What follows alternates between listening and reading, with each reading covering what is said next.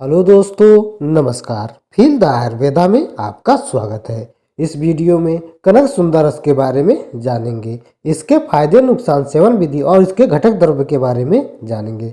तो आइए कनक सुंदर रस के घटक द्रव्य के बारे में जान लेते हैं। इस औषधि में शुद्ध गंधक, शुद्ध सिंगरब, शुद्ध सुहागा, शुद्ध वचनाग, काली मिर्च, पिपली चूड़, शुद्ध धतूरे का बीज, भांग के रस आदि हैं।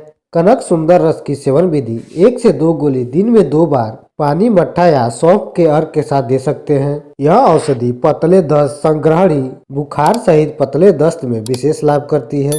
छोटे छोटे बच्चों में दांत निकलने के समय जब पतले दस्त होने लगते हैं, उस अवस्था के लिए यह बहुत ही उत्तम औषधि है। यह पाचन शक्ति बढ़ाने वाला और दर्द शामक है। इस औषधि की तासीर गर्म होने के कारण पित्त प्रधान रोगों में इसका उपयोग किसी शीतल औषधियों के साथ करना चाहिए। संग्रहणी और पतले दस्त में यदि आम दोष न हो तो इस औषधि का उपयोग करना अच्छा है। इस औषधि के द्वारा शरीर स्थित वेदना दूर होती है और पाचन पित्त भी पर्याप्त मात्रा में बनता है। छोटे छोटे बच्चों के दांत निकलते समय पतले दस्त होने लगते हैं। यदि इसमें वात प्रकोपित हो जाता है तो बच्चों की परेशानी बढ़ जाती है। इससे पतले और अपचित दस्त होने लगते हैं। दस्त में दूध फटा हुआ और छिछलेदार निकलता है।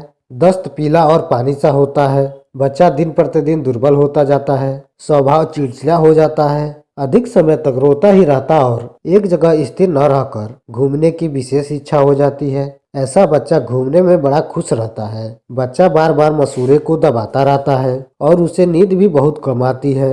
आंखों की पलकें सूजी हुई रहती है और थोड़ा बुखार भी हो जाता है। ऐसी दशा में कनक सुंदर रस मध में मिलाकर देने से बहुत ही अच्छा लाभ होता है। दस्त बार बार और आव मिश्रित थोड़ा खून के साथ गिरता हो। दस्त के समय पेट में विशेषकर आंतों में मरोड़ जैसी दर्द होना, यह दर्द ज्यादा जोर से छींकने पर कम मालूम होना। ऐसे लक्षणों में कुछ वैद्य अफीम वाली दवा देकर दर्द का नाश करने का निरर्थक प्रयास करते हैं। अफीम स्तंभक होने से आंतों में स्थित छोटी मांसपेशियां तंग हो, आव और दूषित रक्त को रोक देती हैं, जिससे दस्त में तो कमी पड़ जाती है, लेकिन यह दूषित रुका हुआ आव और मल अवसर पाकर बहुत भयानक रूप धारण कर विशेष कष्ट देते हैं। इसलिए अफीम वाली दवा न देकर कनक सुंदर रस देने से विशेष लाभ होता है, क्योंकि इसमें भांग का रस और धतूरे के बीज पड़े हुए हैं। ये दोनों वातनाशक और पीड़ानाशक है। वात अतिसार में दस्त बार बार और थोड़े थोड़े होते हो, दस्त में झाग भी आवे और आव मिला हुआ दस्त हो, इसे वात अतिसार समझना चाहिए। अतिसार में प्रधानतया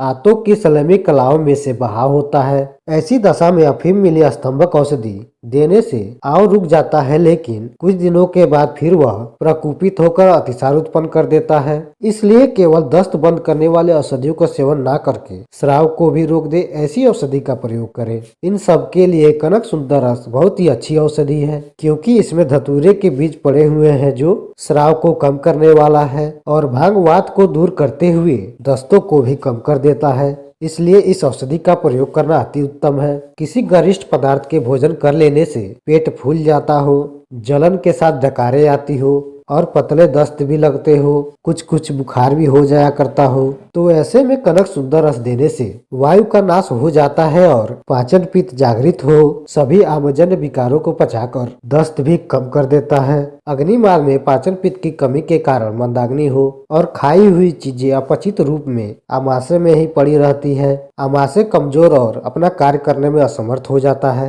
पाचन पित्त की कमजोरी के कारण आमाशय, पित्ताशय और अग्नाशय कमजोर हो जाते हैं। परिणाम यह होता है कि बिना पचे हुए दस्त का होना प्रारंभ हो जाता है। यह दस्त पतले और बार बार थोड़ा थोड़ा होते ही रहते हैं। दस्त से बहुत बदबू आती है। ऐसी स्थिति में कनक सुंदर रस के प्रयोग से बहुत ही अच्छा लाभ होता है। इस औषधि के सेवन से पहले अपने नजदीकी चिकित्सक से सलाह जरूर लें। धन्यवाद।